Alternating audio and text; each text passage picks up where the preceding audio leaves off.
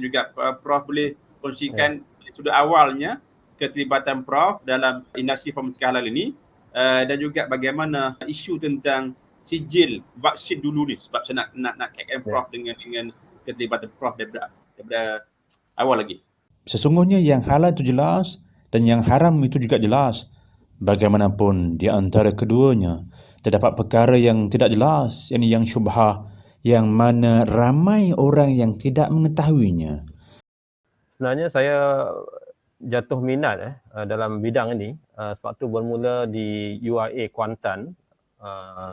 Sebab tu saya mendaftar sebagai pelajar master dan juga doktorate di tahun 1999, hampir 22 tahun lepas 21 tahun di mana IIUM sebenarnya menekankan konsep ataupun falsafah keilmuan, iaitu pada 3I.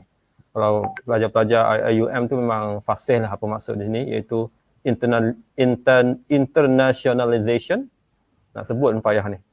Yang pertama, Islamization, itu yang biasa kita dengar. Yang ketiga, integration.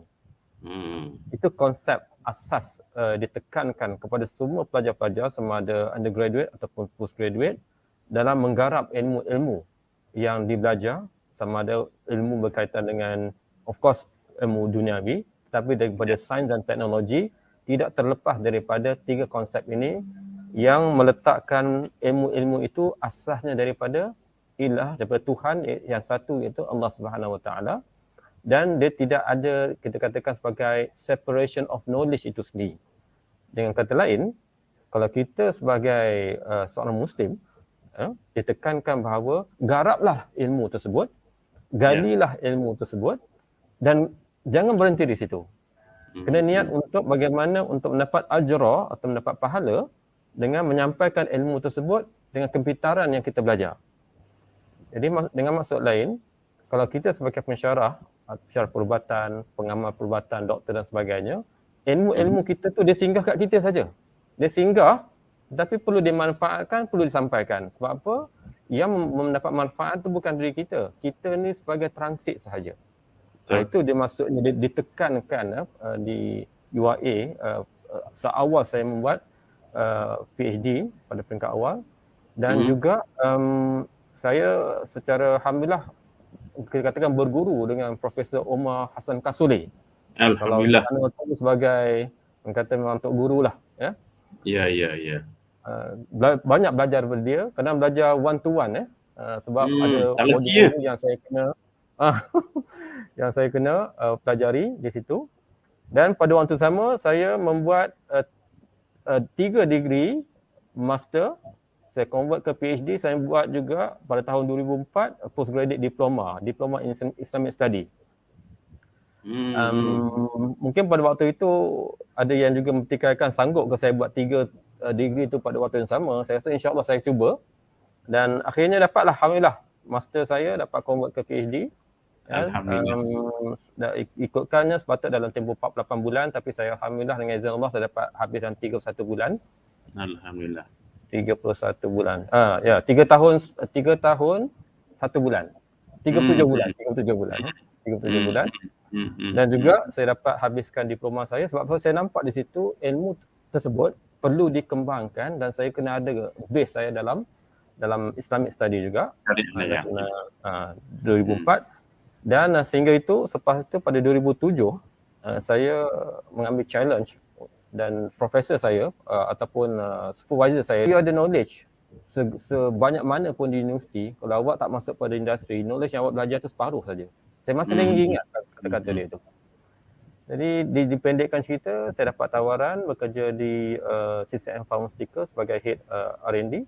Saya ambil peluang tersebut. Dan di situlah bermulanya Ustaz Amri, ya. Dan saya jumpa Puan Rozi dan tim-tim di CCM Pharmaceutical. Waktu itu kita masih peringkat awal. Masih lagi berbicara soal ke manakah perginya, arah manakah halal pharmaceutical yang perlu didevelop. Dan kita juga alhamdulillah pada waktu itu sangat bersyukur kerana CCM Pharmaceutical telah bersetuju untuk establish, kita panggil CCM Halal Council, Yang pertama di Malaysia, di bawah pharmaceutical industry yang pertama, dan mendapat full support daripada pihak CCM itu sendiri. Jadi di situlah sebenarnya banyak aktiviti yang berkaitan HDC baru mengorak langkah. Kita juga bertanya di manakah guideline berkenaan halal. Apakah maksud halal tersebut? Adakah kita nak gunakan konsep taharah dalam membuat guideline halal? Adakah najis taharah tu sama dengan najis digunakan dalam bidang pharmaceutical? Saya rasa memang banyaklah perbincangan yang macam Jadi berbalik pada soalan asal tadi, di manakah sebenarnya kita letak susu galur cerita berkenaan vaksin tadi?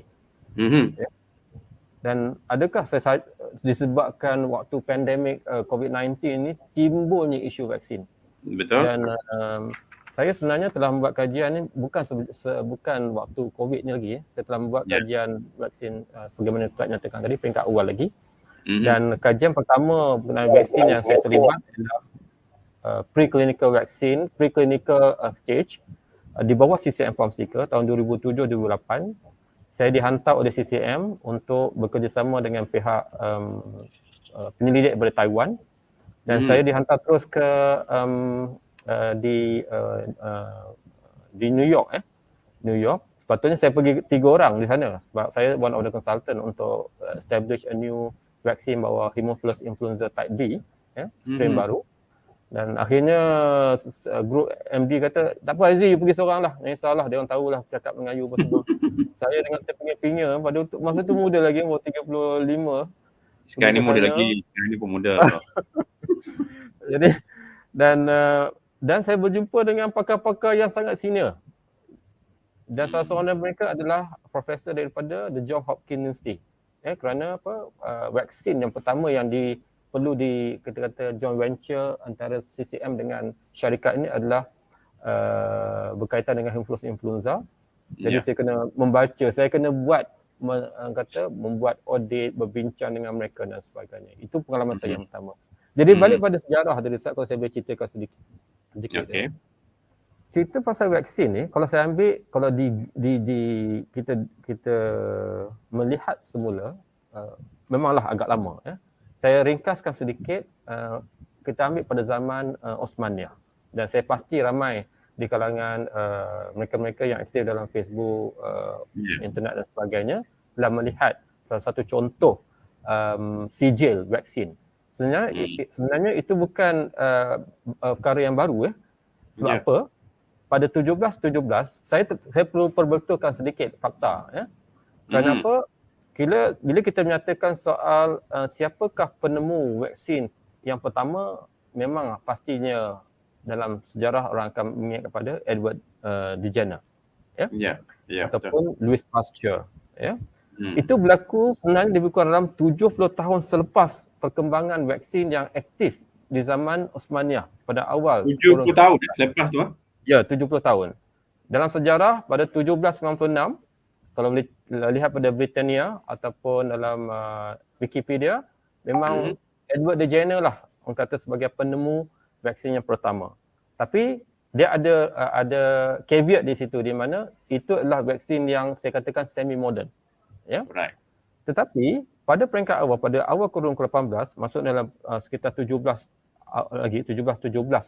secara tepatnya, memang di Turki sehingga hari ini telah menyimpan laporan pertama berkenaan penggunaan konsep vaksin pada waktu tersebut, iaitu Lady Mary Montagu, iaitu isteri kepada Duta Inggeris di Konstantinopel pada waktu itu, pada 1717, lebih tepatnya 1 April. Surat itu pun masih ada lagi. Ada lagi disimpan oleh pihak di Istanbul sebagai bukti bahawa suratnya juga dikenal sebagai the first report from elite European patients perspective of the Middle Eastern practice of inoculation or engrafting to prevent smallpox. Maksudnya apa? Hampir 300 tahun dahulu. Dan dia buat laporan ini, dia nak ceritakan pada kawan dia yang berada di Inggeris, di Inggeris. Dia nak ceritakan bahawa sebenarnya telah ada satu praktis menggunakan vaksin pada waktu itu. Tapi dia tidak menyatakan itu sebagai vaksin. Itu adalah satu kaedah prevention. That's why dia report kat situ sebagai engrafting. Di mana dia kata dia ambil, dia explain kaedah tu. Dia ambil salah satu salur darah ni, ya. Dari salur darah ni, dia cucuk, dia ambil, dia masukkan sejenis sama ada virus atau bakteria yang sesuai pada waktu itu dan diikat balik. Maksudnya dia masukkan dalam badan, pada waktu itu dikatakan racun tetapi dia tidak memberi kesan mudarat kepada mereka. Baik. Jadi itu antara bukti amalan awal yang kita akan kaitkan, nanti mungkin saya akan ceritakan selepas ini secara unsur sebagai bukti awal di mana praktis ini telah berlaku dan orang Inggeris sebenarnya mengambil ilmu ini dan dia bawa ke mana, ke Eropah, dan mereka yang develop further this technology dan juga berlakulah kita katakan sebagai perkembangan vaksin yang mungkin saya akan ceritakan lebih lanjut selepas ini.